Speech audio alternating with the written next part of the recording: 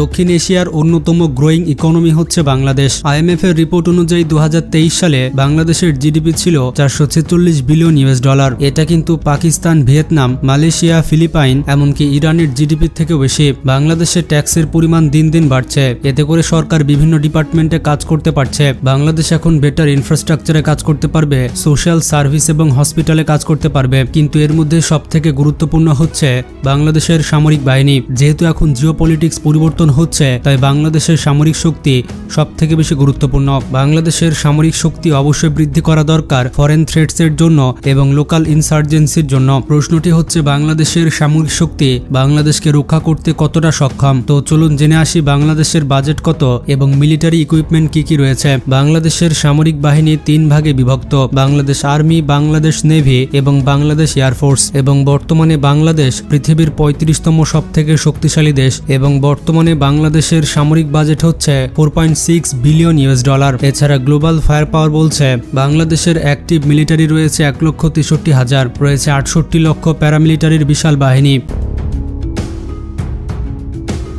Air force বাহিনী রয়েছে 17,400 জন, total army personnel রয়েছে 1,60,000 এবং নেভি পার্সোনেল রয়েছে 25,100 জন। প্রথমে কথা বলা যাক বাংলাদেশের আর্মি সম্পর্কে। বাংলাদেশ সেনাবাহিনী সবথেকে শক্তিশালী বাহিনী। বাংলাদেশ সেনাবাহিনী গ্রাউন্ডে লড়াই করে থাকে ট্যাঙ্ক, আর্টিলারি এবং আর্মড ভেহিকেলের মাধ্যমে। রিপোর্ট বলছে বাংলাদেশ সেনাবাহিনীর কাছে 320টি ট্যাঙ্ক রয়েছে, 13,100টি আর্মড ভেহিকেল, 27টি রয়েছে সেলফ প্রোপেলড আর্টিলারি, 437টি টাউড আর্টিলারি এবং 71টি রকেট আর্টিলারি। সেনাবাহিনীর সবথেকে গুরুত্বপূর্ণ হাতিয়ার হচ্ছে যুদ্ধ ট্যাঙ্ক। বাংলাদেশ সেনাবাহিনী ব্যবহার করে থাকে MBT-2000 ট্যাঙ্ক। এটি হচ্ছে চায়নার তৈরি একটি যুদ্ধ ট্যাঙ্ক। বাংলাদেশ $162 মিলিয়ন এই ধরনের ট্যাঙ্ক ক্রয় করেছে এবং বাংলাদেশ মোট 44টি এই ধরনের যুদ্ধ ট্যাঙ্ক চায়না থেকে ডেলিভারি পেয়েছে। MBT-2000 ট্যাঙ্ক ডিজাইন করা হয়েছে বাংলাদেশের পার্সপেক্টিভে। এগুলো বাংলাদেশের নরম মাটিতে খুব সহজে চলতে পারে।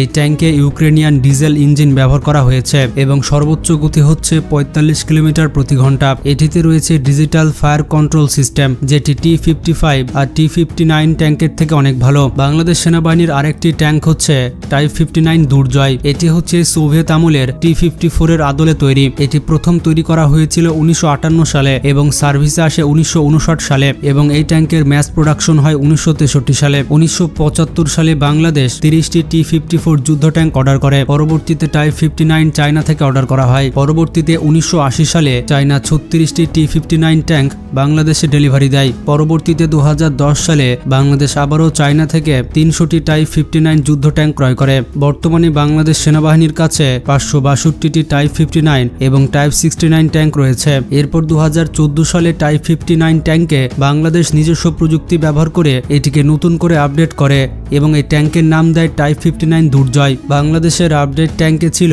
আগের থেকে বেশি ফায়ার পাওয়ার, এটিতে রয়েছে বেশি ব্যাটেল সার্ভাইবিলিটি, এর পাশাপাশি এটির পারফরমেন্স অনেক ভালো। এটির যে ফায়ার পাওয়ার রয়েছে সেটি হচ্ছে 125 মিলিমিটারের স্মুথ মেন গান। এই ট্যাঙ্কের সেকেন্ডারি মেশিন গান হিসেবে রয়েছে W85 হেভি মেশিন গান। এর পাশাপাশি ট্যাঙ্কে রয়েছে টাইপ 86 7.62 মিলিমিটারের কোয়েক্সিয়াল মেশিন গান। বাংলাদেশের দ্বিতীয় শক্তিশালী বাহিনী হচ্ছে বাংলাদেশ নৌবাহিনী। বাংলাদেশ নৌবাহিনীর অ্যাসেটসকে 5 ভাগে বিভক্ত করা যায়। এদের মধ্যে রয়েছে ফ্রিগেটস, সাবমেরিন, করভেটস, পেট্রোল ভ্যাসেলস এবং মাইন ওয়ারফেয়ার। নেভির সবথেকে গুরুত্বপূর্ণ অস্ত্র হচ্ছে সাবমেরিন। বাংলাদেশের 2টি সাবমেরিনের নাম হচ্ছে নবযাত্রা এবং জয়যাত্রা। এই 2টি সাবমেরিন হচ্ছে চায়নার মিং ক্লাস সাবমেরিন। এই 2টি সাবমেরিন তৈরি করা হয়েছে ইটালিয়ান শিপইয়ার্ডে। এই সাবমেরিনে রয়েছে U-3 টর্পেডো এবং রয়েছে ডুক্স 5 সোনার ইউনিটস। বাংলাদেশ 2013 সালে এই সাবমেরিনগুলো ক্রয় করে $203 মিলিয়ন খরচ করে।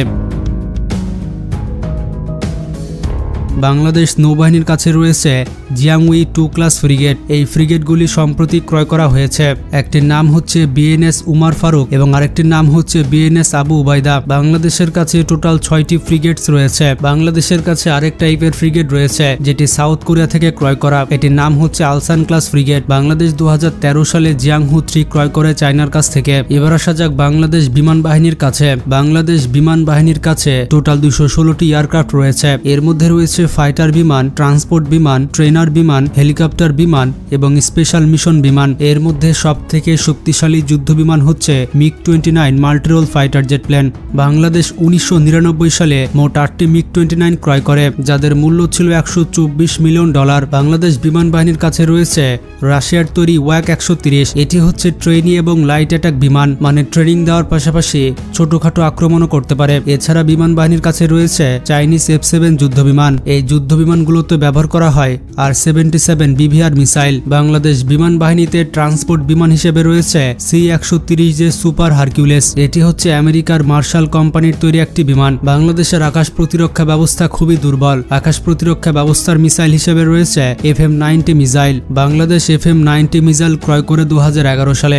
এটি হচ্ছে একটি শর্ট রেঞ্জের এয়ার ডিফেন্স সিস্টেম। বাংলাদেশ বিমান বাহিনী বেশ কিছু অর্ডার দিয়ে রেখেছে, যেগুলো এখনো ডেলিভারি পায়নি। এর মধ্যে রয়েছে গ্রব ট্রেনি এয়ারক্রাফট। এটি অর্ডার দেওয়া হয়েছে জার্মানি থেকে। বেশ কয়েকটি ডেলিভারি পেলেও এখনো সম্পূর্ণ ডেলিভারি পাওয়া হয়নি। এছাড়া বাংলাদেশ অর্ডার করে রেখেছে তুরস্কের বাইরাক্তার TBT। তুরস্কের এই কয়েকটি ড্রোন বাংলাদেশ ইতিমধ্যে ডেলিভারি পেয়েছে এবং আরো কয়েকটি বাকি আছে। এই ড্রোনগুলো পরিচালনা করা হচ্ছে চট্টগ্রাম জহুরুল হক এয়ারবেস থেকে। বিশেষ করে বাংলাদেশ মিয়ানমার বর্ডারে নজরদারি করার জন্য এই ড্রোন ক্রয় করা হয়েছে।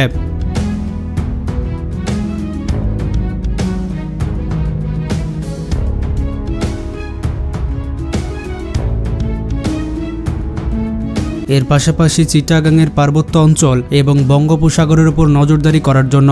এছাড়া আমেরিকা থেকে অর্ডার করা হয়েছে 5টি বেল 407 হেলিকপ্টার। বাংলাদেশ 2021 সালে অর্ডার করলেও এখনো পর্যন্ত ডেলিভারি পায়নি।